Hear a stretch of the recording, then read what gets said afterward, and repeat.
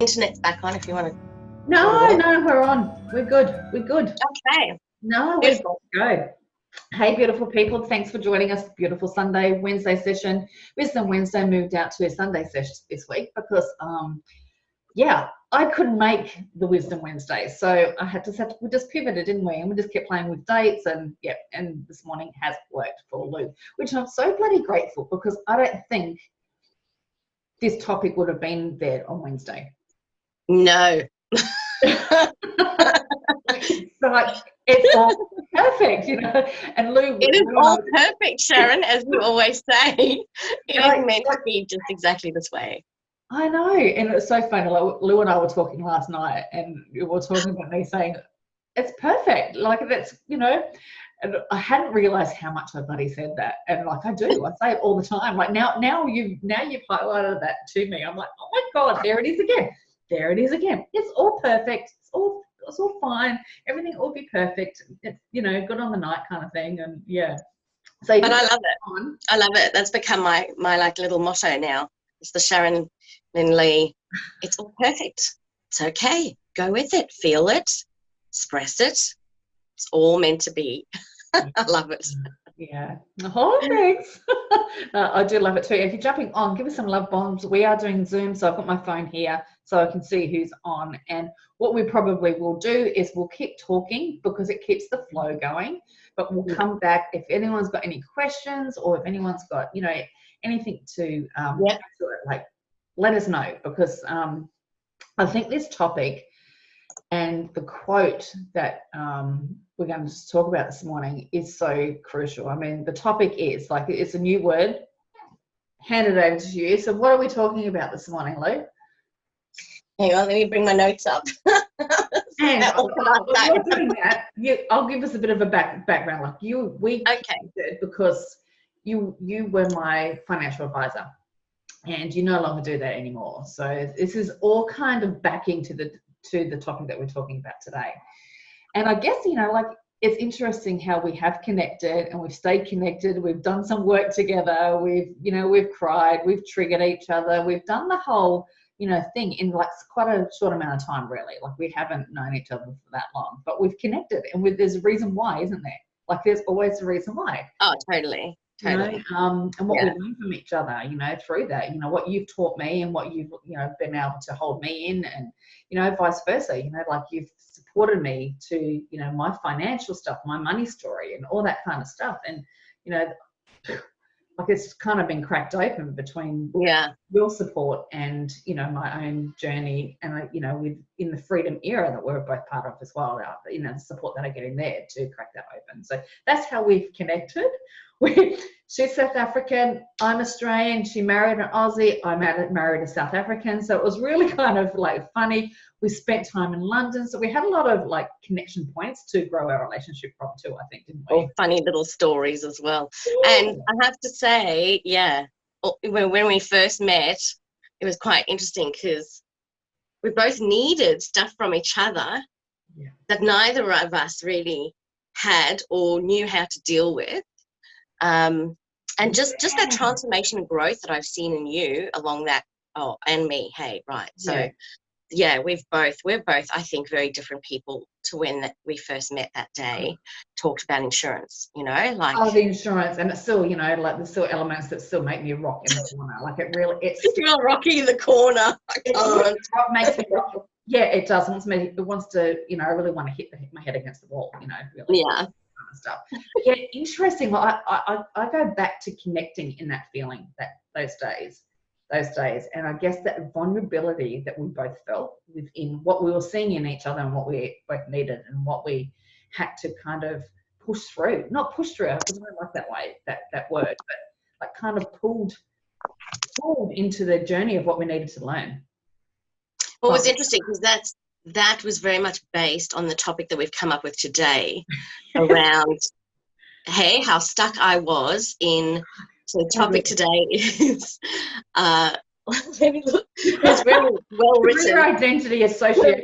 Identity associative disorder. So I think I've actually created a disorder that I believe exists in the world, but I own it as my disorder. Yeah. this is my stuff. Yeah. So career identity associative disorder, which is all about, I'm going to write a book about this, Sharon. I'm feeling very inspired on this topic. Oh my God. So I've just re-listened to that podcast that you shared. I've been listening to that, and it's like, this is all what it's about. Right. You keep, unless I keep talking, sorry. So I interrupted. It was just like, no, that's okay. So it's really having this ego and identity with your career, and actually having that as like the thing you hook yourself to, right? The worthiness. Oh my gosh. Yes, good word. So the thing that you hook yourself to, the worthiness, that I'm a financial advisor, therefore I need to be. Oh, I got very lost in the being and the doing and the misalignment. And people would always say to me, you're a financial advisor. Wow, you're really different. And I knew I was different. And I thought, no, there's a place for someone like me in this industry where, you can have a heart and you can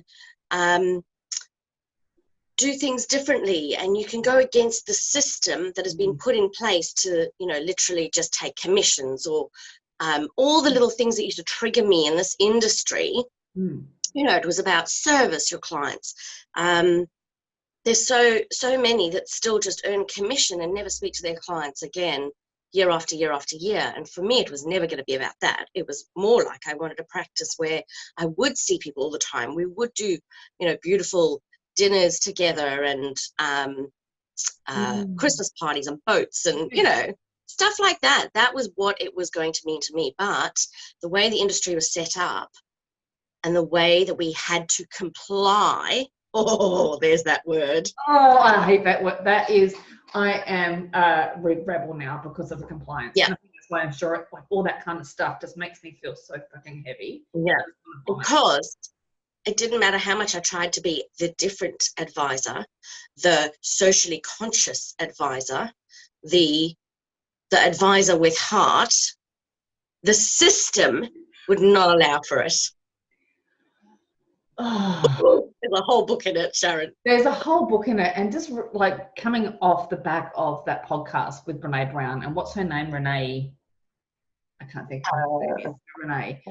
Totally. And I'll put the link down there, to go back. I just wrote so many notes this morning on that. So shall I read the quote? Sonia Renee Taylor. Yeah. Okay, I'll just take a turn. So the quote is, "We will not go back to normal." I'm like, yes. There was no fucking normal before, was there?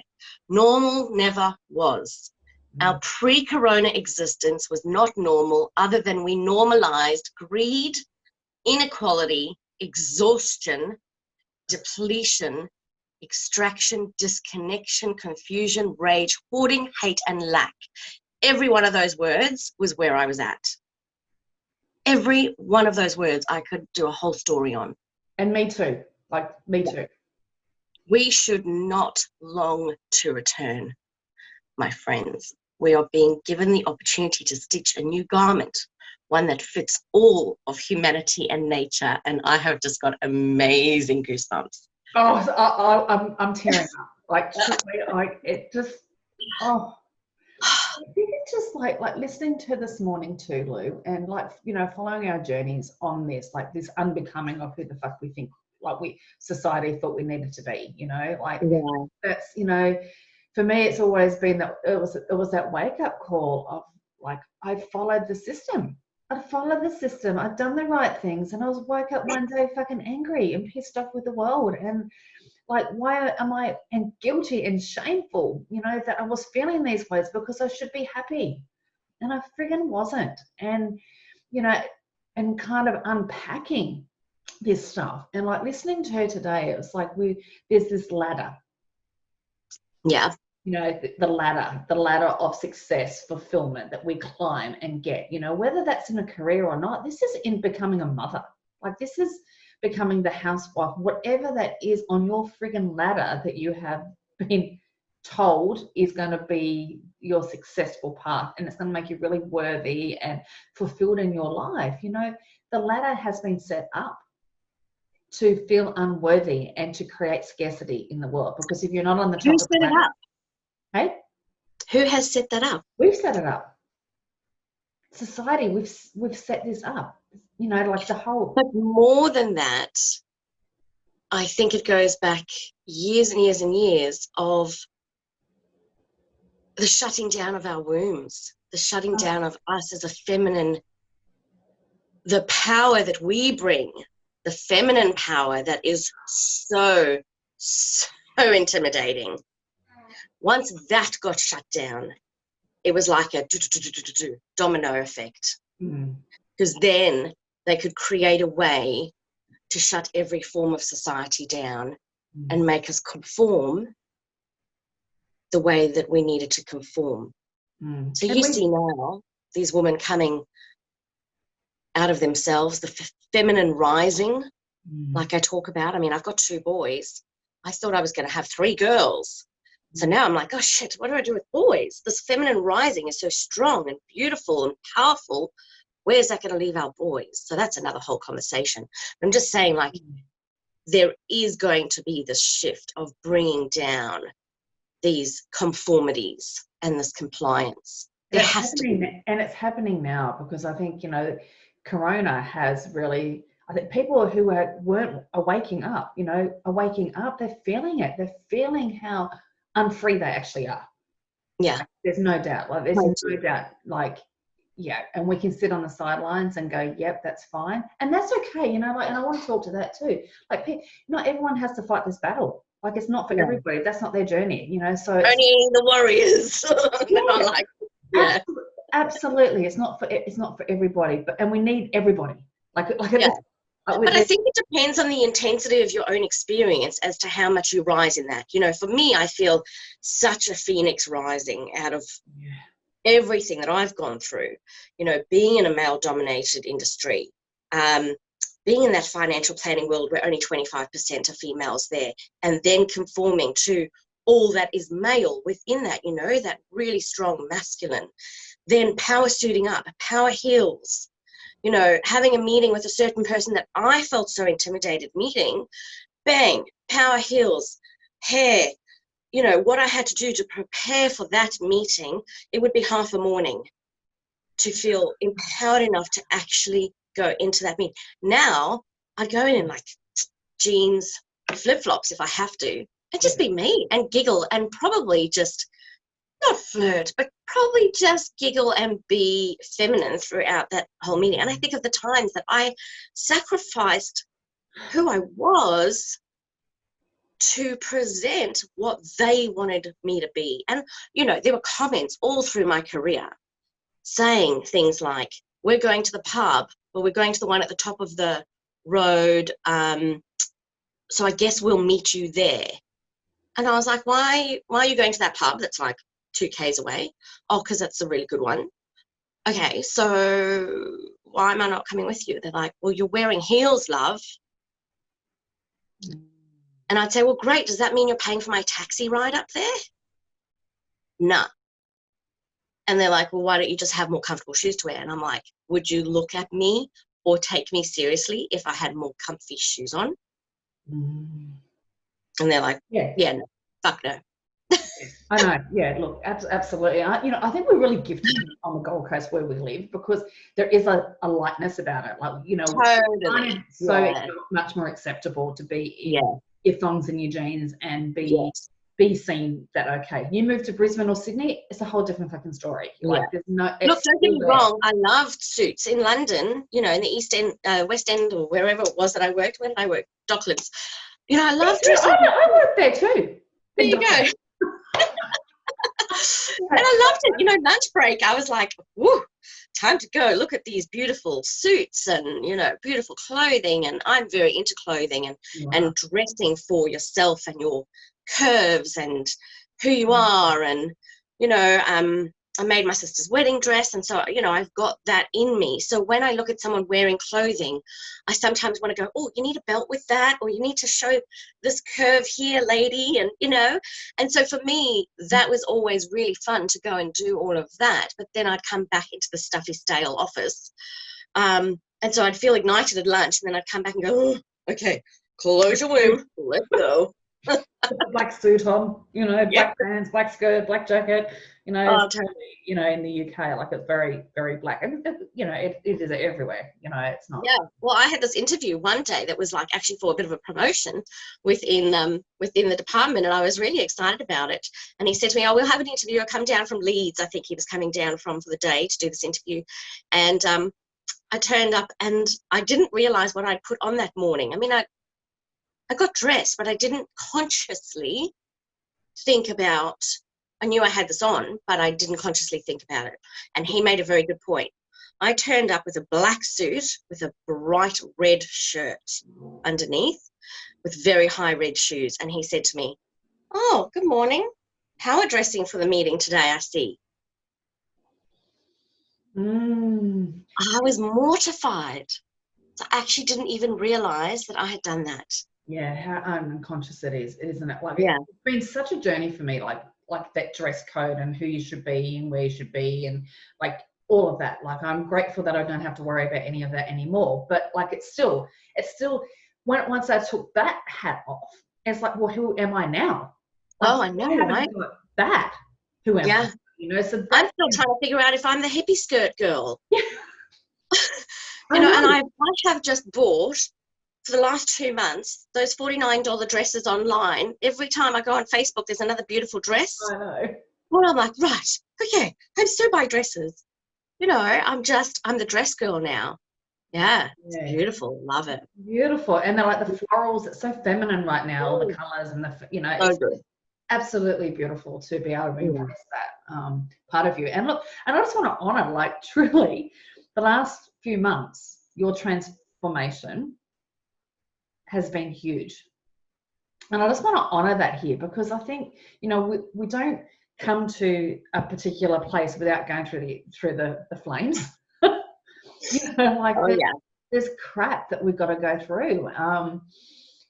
The undoing of those identities, the burning of those roles that we've played, and creating new ones, or just not even, it's like trying on a new dress, isn't it? It's like, I'm going to try this on and see if this fits. If it doesn't fit, I'll throw that away and I'll try like the black suit on again and see if that fits again, or the floral skirt, or and that's in all of our lives. And I just, the transformation that I've seen you drop into your feminine, and now like you showing up feminine, like in that softness, like Brene Brown speaks about, like that soft, what was it? Strong back, soft front, wild heart.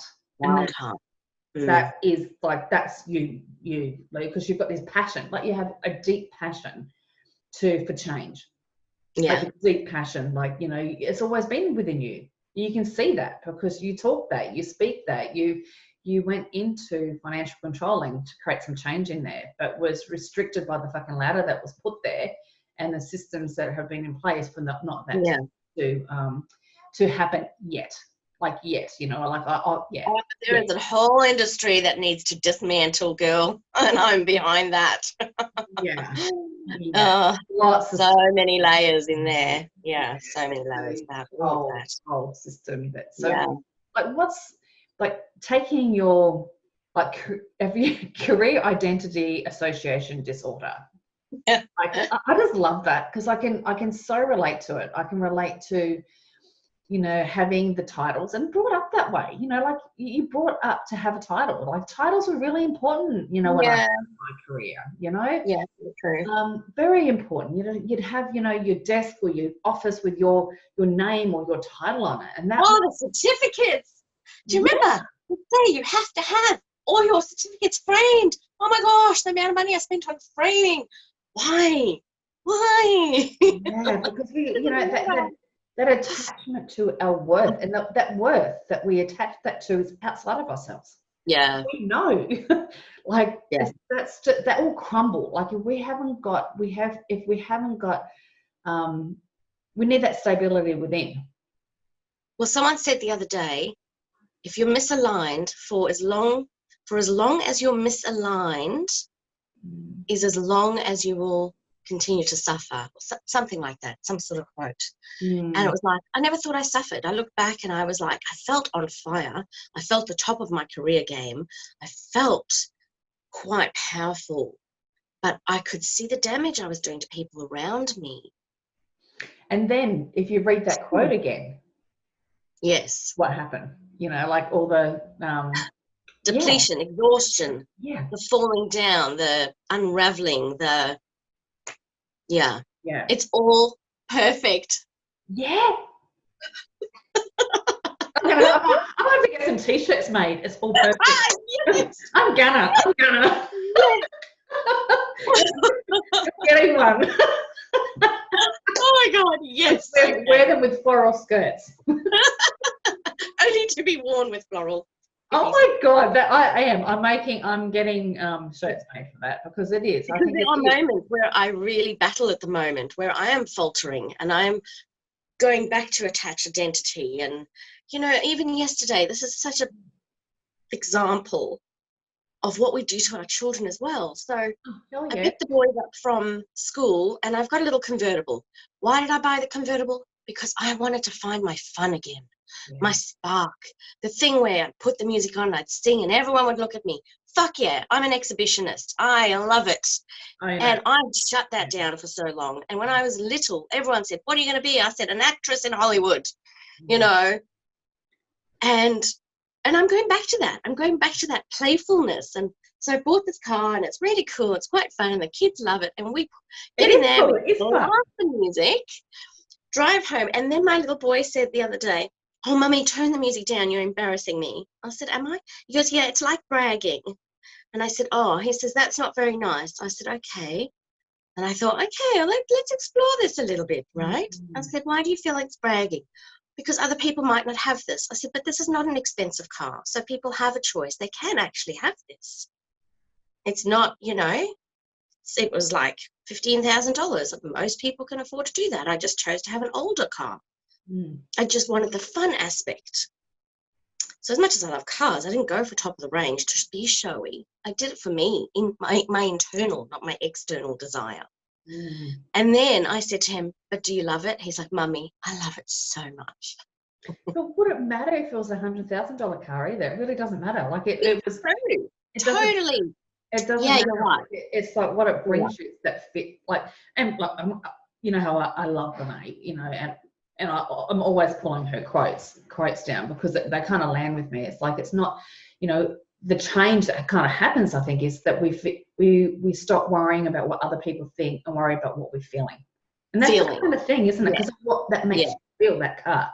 It's not, it makes me feel, you know, makes you feel alive, it makes you feel like fun and joyful, playful. It's wild.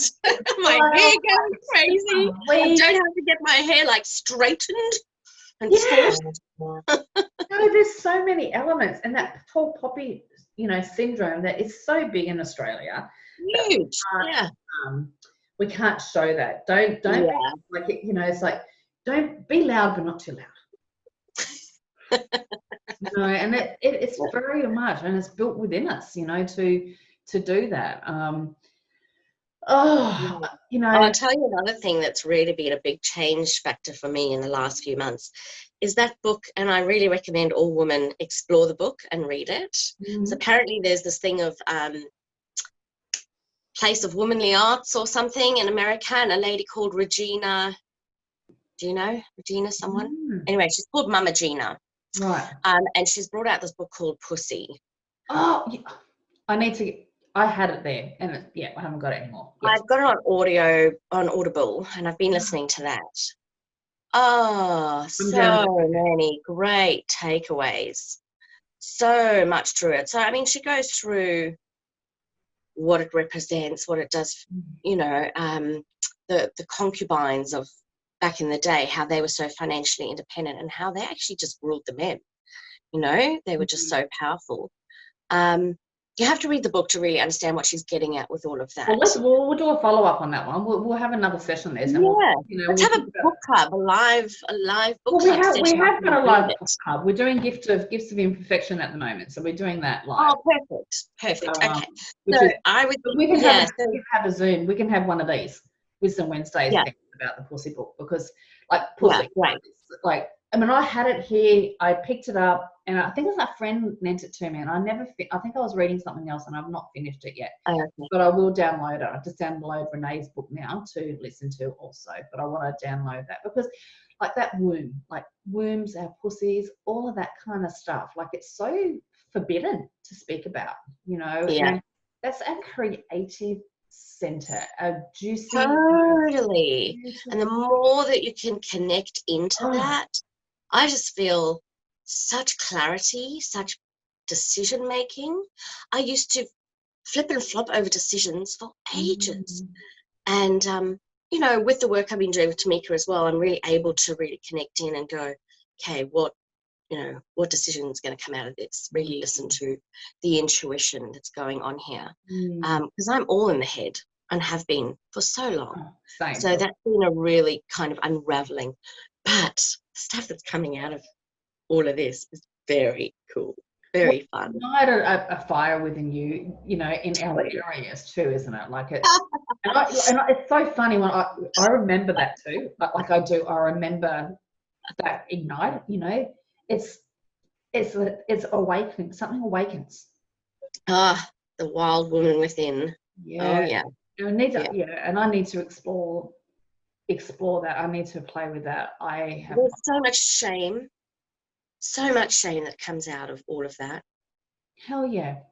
And I, you know, and going back, kind of anchoring back to that, you know, the topic that we're talking about as well, like, you've heard me say, like, we took the balls from I definitely took the balls from my husband, because that's, you know, that's how I could be taken seriously in life. That's what worked for me. That's what kept me safe. I couldn't be a woman because that was unsafe. Mm-hmm.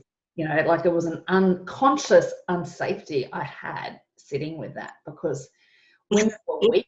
This makes me giggle. Yeah, it does. Hey, it's incredible. Like women are weak. You know, the love that I received from my dad was all through based on being strong and knowing. You know, the knower and all this fucking bullshit. You know, can I just tell you how badly I want to let go, surrender, and not take the reins in any way, shape, or form. And I want it to be okay. And you know what? When you say, oh, it was unsafe to be a woman, I want to fucking be unsafe. Yes. Yeah. Lou, I just want I just want to know that someone will catch me. And I know that the person I've been with through marriage is not the one that will be able to catch me. Yeah. Because I always did the catching. And unless you can change that, it's never going to work, right? And it's such a dynamic. And it's being able to trust yourself that you can go there too. Like, oh my God, yes! Like, that's what it comes down to. And like for me, like my own experience was like, oh my, I don't want to hold on anymore. There you go, have your balls back, catch. And he's like, what the hell do I do with that? You know, it's like, I don't know what to do with them. I don't know how to hold you now. I can't catch you.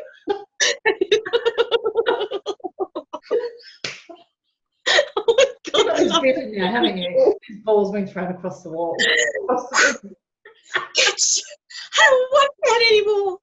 Oh dear, are we terrible? I don't know how men live with us.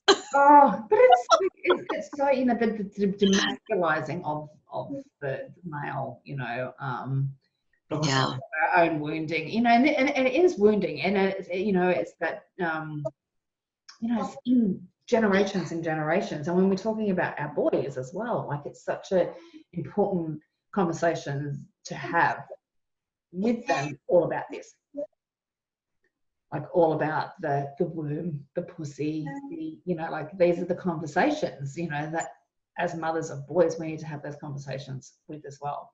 And so that, and you know what, they need to be beautiful, sensual, erotic conversations, because there is that porn element out there. But those poor men, they honestly have not stepped over into eroticism or the suspense. Like, men don't have suspense in their life anymore. Like, get it out, get it in, get it over. Oh my gosh, where's the suspense? Isn't the suspense that used to kill them? Do you remember the days when we didn't have all this external social media to meet with people. You met a boyfriend. I mean, I remember making guys wait months before I was interested in going there. Mm. It was equally difficult for me to be able to do that. Yeah. But that suspense, I feel like that piece is critically missing in life today. And you can almost see it, like it's an instant gratification world. And so you don't have people walking around with this naughty, suspenseful excitement in their life anymore. So true, and it's instant. Everything's, like you said, everything's instant. Everything is available right now. There's no, like when you think of like the kids growing up, and like everything's available to them right now. Like truly, they can have everything by the time they're freaking 10. Totally. We are so abundant. Like really, our world that we live in is so abundant. They could have every external thing, be exposed to everything that's available in the adult life right now too. Yeah. And so this is something I found in financial planning, right? Because I get very intimate with couples in their world and in their marriage and in their relationships. And that's what I found. Money was driven by instant gratification. Instant gratification was driven by lack of desire, sex, owning your pussy. Really, if we were more empowered personally in our relationships, I think we'd probably all have a lot more money. It's such a driver. If I'm not getting this, then I've got to get that. And if I don't have that, then I've got to get that. And, there's a really bad shopping addiction. Oh, it's a numbing, that's numbing. That's numbing our addictions that cause financial stress in relationships. These unspoken addictions. All it comes down to is giving your woman a good old, But the boys need to learn that. Hey, but women are tired. Go back to the list. No. If we were getting what we wanted, we knew how to tune right into her deeply, you will be energized. 100%. I agree. Did I say that word the way I said it? Energized. No, I energized. Yeah, Shakti ignited.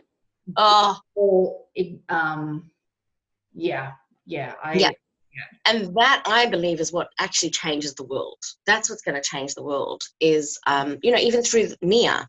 Nia's beautiful dancing to come and express your body. It's healing through movement and, gorgeous way to express yourself and get out and dance and unlock all these kind of emotions and feel great afterwards. The core of Nia that I've now learned after doing a 16-week course. Hey, boys.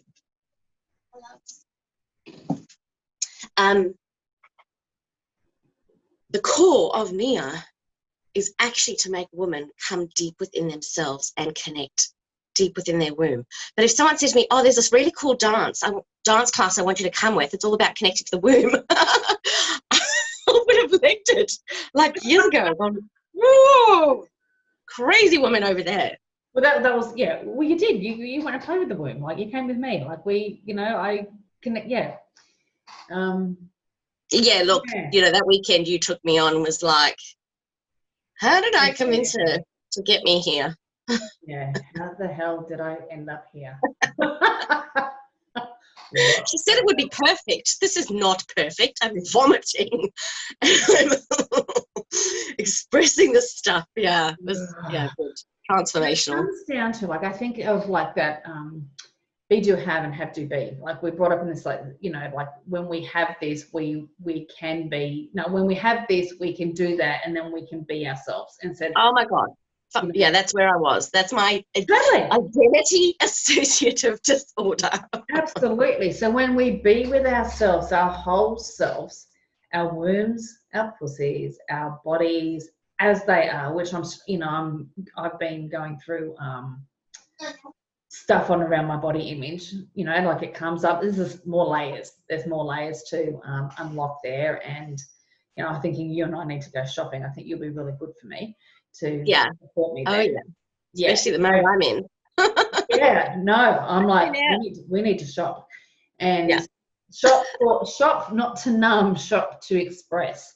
So, yes. So when we're connected to who we really are, then we can do whatever we want, and then we can have all the things that, come our way. come our way. And that's what, And no control over what comes our way. No control over that. What comes our way is meant to be. It's all perfect. It is. And look, and that the online biz for me, like you're part of as well, that community, that's really taught me that with because of the different people that come into that community, to support and teach and to undo, because the whole community is about that. It's about being who we are first, doing the work, feeling the shit. Then we can become, and well, not become, we can do whatever we like and have whatever we like, instead of the other way around. And like that's the ultimate change of that. We all stepped into our full expressions of ourselves. How much better would the world be? And this is like it just like totally lands, because if we are ignited and alight and who we are, like that's where change happens. We're not suppressed and depressed. In fact, in this wheel, on this friggin' ladder, in the controls of compliance. Oh, I love that phrase. Compressed, suppressed, and depressed. Yeah. Depression, I really feel, is suppression. And I'm waiting to be. I've been through that. I totally understand it. Yeah. Yeah, and I'm like, though I've not suffered with depression as such, as like clinically society, I probably walked around numbed, depressed in the world, and realizing how suppressed I was to be myself. And, what I'm feeling right now is like I don't even understand how I felt that way before. Yeah. Like if you're ignited within and you're feeling what you feel from a good place, I feel so far from how I felt before. Oh, like what? Like truly, like conversations, like how I got there.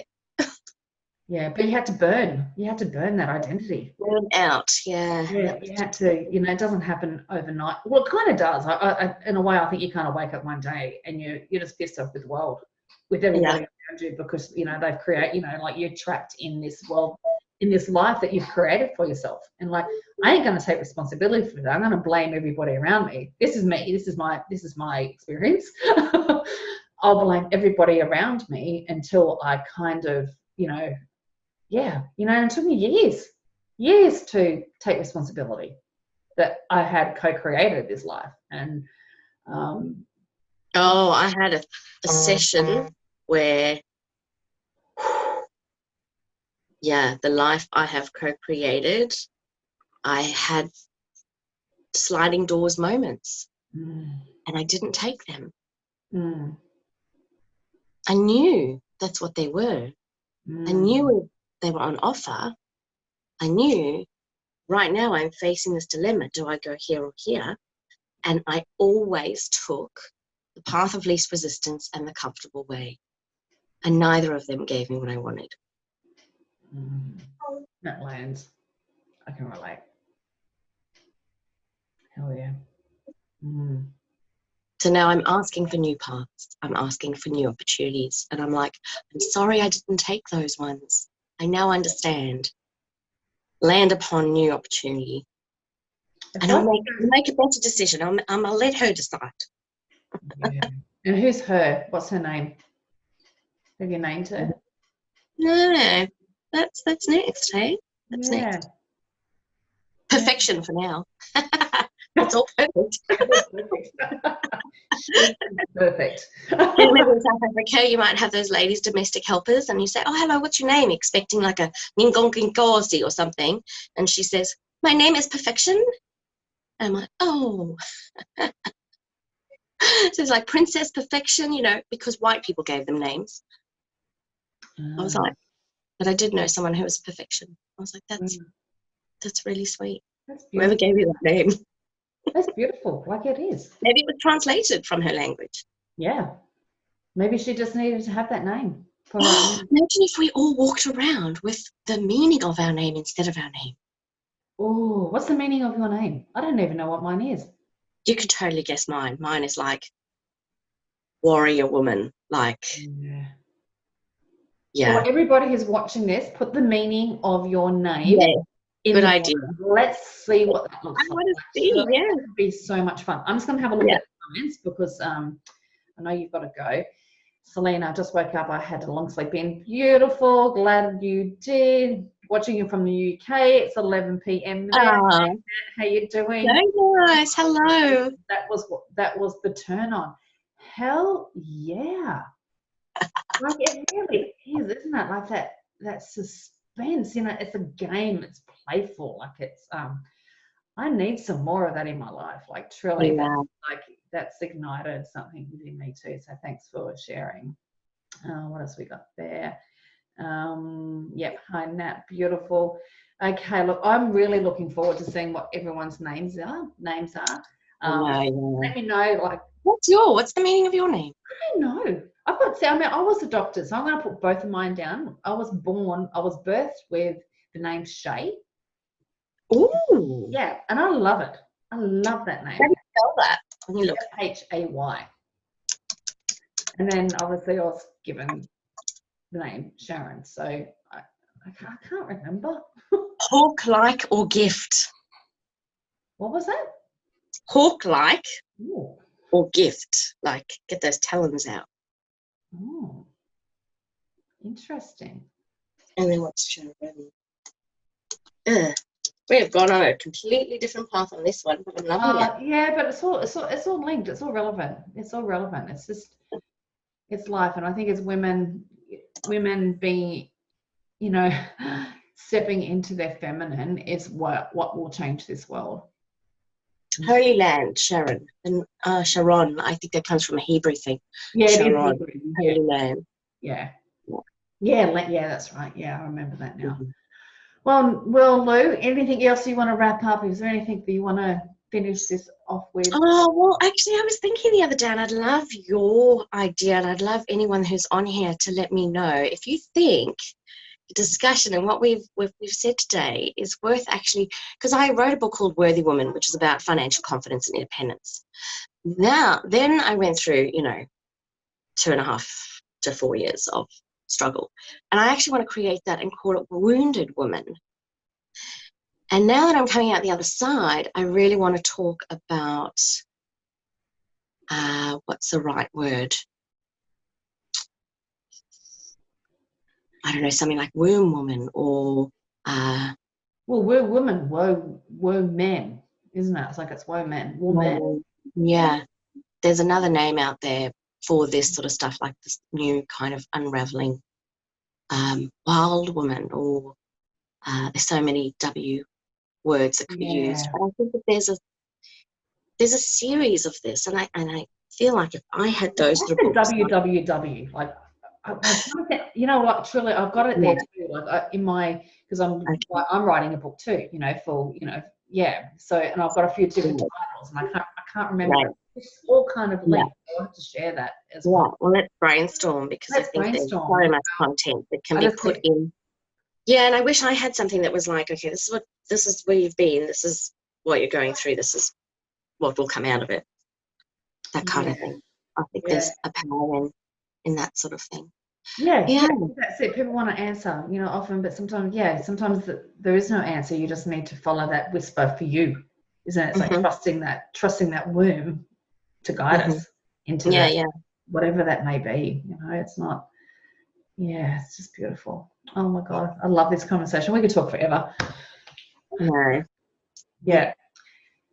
Yeah, so reflect back on that quote. Pop the quote in there as well, so that people can reread that quote over and over, because that was just mind-blowing for me.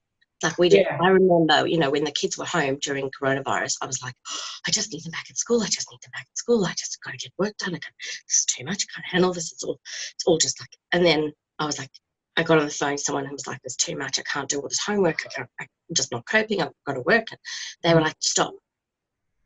Don't do the homework with the kids. Go out and play. Yeah. We don't know how long this corona thing's going to last. But what are they going to remember when they go back to school? They're going to remember, Mum just played with us. She took us to the beach, or we had board game days, or, who cares about schoolwork for now? Let it go, Lou. Let it go. And Once that's I part did of the that, system. Like the school is part of the system that we've created and which we're all trying to just. the school said, very sorry, I'm not going to be doing all this work that you sent with my children. I simply have other priorities right now. And for us, it's about, spending time with them and enjoying them being home. Yeah. The school was like, okay, fine. I was like, oh, nice response. Good. Nice response. Good. I think that there was a whole shift. Even the corona, like there's been a whole shift, I feel, in that kind of system aspect. And we don't want it to go back to normal. I don't want it to go back to normal. I've got honestly anxiety with Connor going back to school next year because he's in the system. He's really back engaged in the system, the uniform, the unexpressed self, the compliance, the fucking body. Okay. Yeah.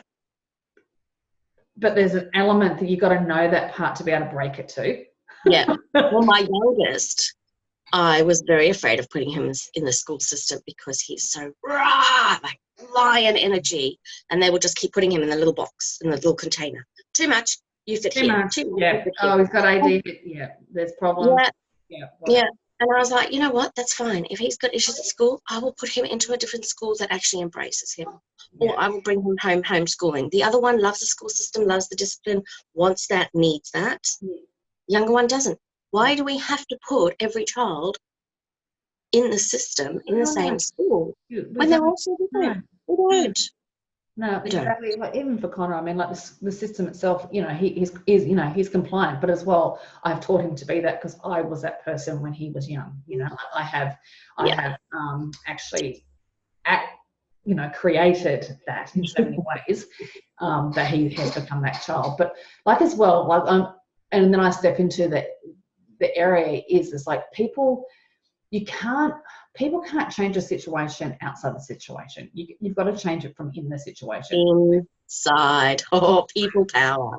Yeah, it's like the financial, planning aspects of it. Like I can't jump in there and change it because I don't know how it works on the inside. You do. No, but because I do, and I know what I know, and I'm educated in that space, to be able to change the system, I need to teach and educate the people, because people like me are not going to change the system either. Believe me, I've tried. ASIC will just slap you with a fine, pop you in jail, and hope to never hear from you again. It's very simple for them. They have an answer. You balk the system, you're in trouble. If you try and rage against the system, if you revolt against the system, there are ways they'll just shaft you and get rid of you. So you don't want to go that way. But for me, I found that if you empower the people through education and get people to step up and take accountability for their own finances, and you get the people to start to question the system. Yes. Yes, but you need those people. You need those people to know the system to be able to, your education in that. Like it's me. Like I don't know how to do that. So you're such a key part of that triangle, that change. You're such whether that is your journey or not. Like it doesn't, like that's not what the conversation's about. But it's just like, I can't revoke my religious beliefs if I haven't got any, because if I don't know them. Like I haven't got that power, not the word, but I haven't got that insight and that expertise. I haven't got the inside jab. So I kind of like, there's this element like sending Connor back to school, or he's chosen to go back to school, is that he gets to see that and he gets to feel that. He now has contrast, and he'll be able to feel that. And then because he's had contrast, he may be then that person who creates some change there. So good. Perfect. Awesome. I'm going to get these shirts done. Yeah. That's it. Exactly. Oh my gosh. The best conversations I've ever had are with people who have grown up in religion, gone to church every week, been absolutely cool to their faith, played the guitars on Sunday nights, and yes, I'm talking about me too, and then gone, WTF. Total change out of that system, questioning everything. Oh my gosh, I've had the best conversations with those people. Yeah, me too. Me too. Ignited conversations, because you understand the side, you understand that side, you bring the two together, and you find this happy medium that Oh, is just so much better. Just the best of everything as opposed to the best and worst in each. well, Right? You're open up to Yeah. different perspectives then, aren't you? You aren't in a tunnel vision aspect of only knowing. Believing you're right all the time. Yeah. And that's an Aussie thing, this is the way I'm told, this is compliant, and this makes it right. 100%. Yeah, and I am not, and I was talking to a girlfriend the other day too. I said, like, we're saying, like, I'm grey. I can see both sides so often.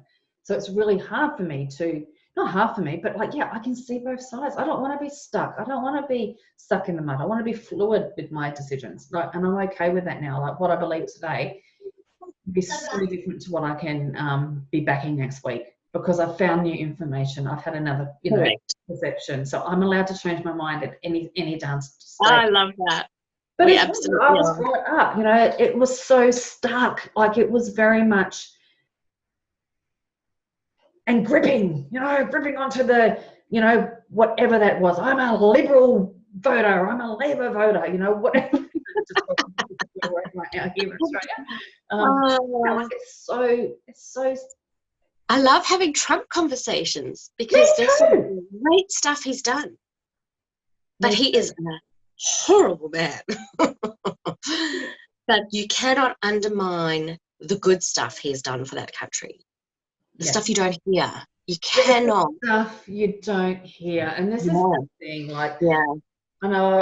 Debates there are very interesting, and I absolutely sit on the fence. And I'm not a fence sitter, but I will sit on the fence because I'm like, sometimes you have got to give people their due, even though they might not be nice. And you know what? I think I learned that lesson in corporate as well. There are a lot of not very nice people there who are actually doing some pretty cool stuff.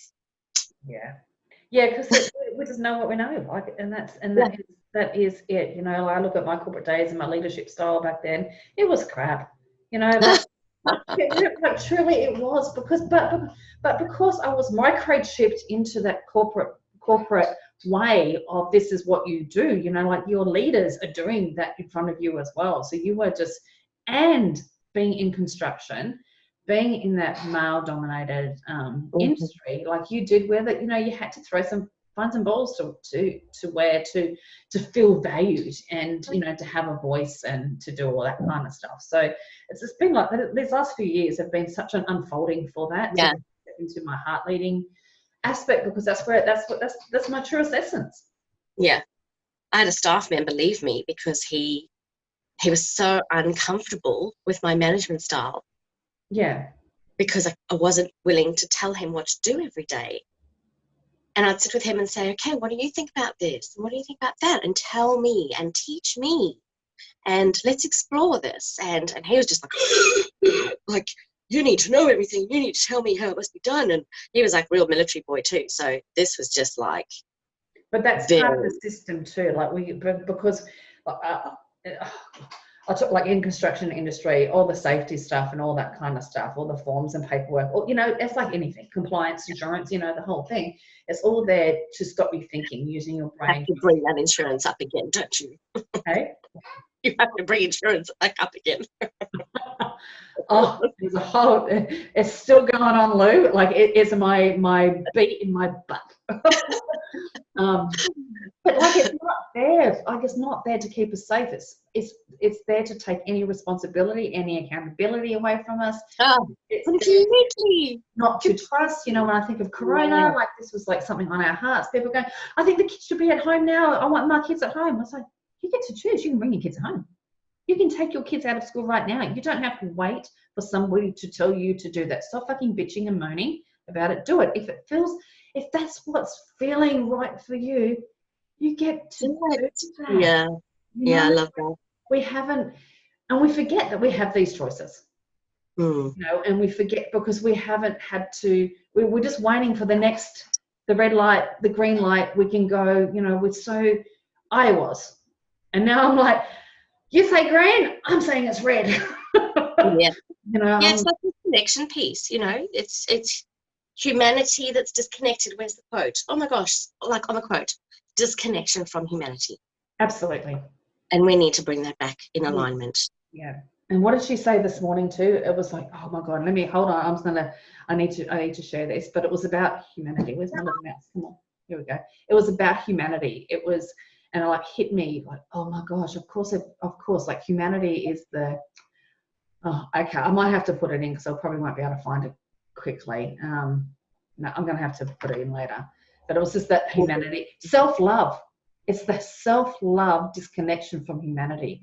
Like the self-love that we're not feeling within us because of the disconnection with humanity. And I was like, oh, that landed with me and really confronting. Hey, Jace. Jace just walked in. So disconnected from the humanity aspect of it, because we've so disconnected from ourselves. Yeah. Anyway, I better let you go. It is 9:35. I guess you need to get moving. I do need to get moving. That's probably why I popped in there. Yeah. Okay. My love. Beautiful talk. Love talking to you about this stuff. And thank you for the opportunity to come on here and thanks for sharing your wisdom. Oh, pleasure anytime. Let's do it again. It is all perfect. Bye. Love you. Bye. How good was that? Like, oh, Lou, I have watched her transformation so much. I am so proud of this woman who has done the work. Like, she's done the work. She's flipped it. She's come from that corporate external world and it's gone inward, and you can see it in her. I've watched her drop into her feminine. It's just been such a magical space to witness and to be alongside of her. We're all together in this. So yeah, thank you those who are joining. I will jump on and reply to all the comments. I'm just gonna have a quick look now if there's any more there. So much love, and let's connect again soon. We have